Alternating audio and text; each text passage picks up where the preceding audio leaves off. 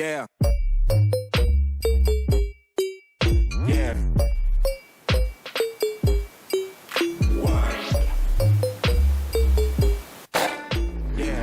Down. Yeah. That's what starts happening when you pull the trigger.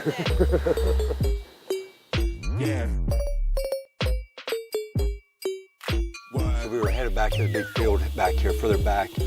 Came across, we had 3 hogs out here. I was able to get on the biggest of the 3 using this Bushbuck 45 cow from Airguns of Arizona, topped with a trail from Pulsar.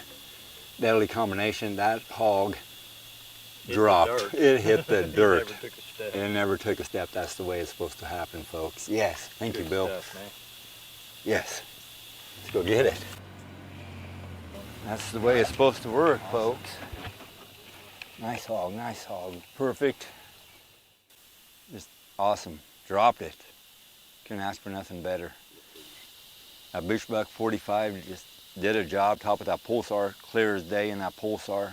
Awesome job. Hey, we still got a little bit of life left. Let's see what we can do.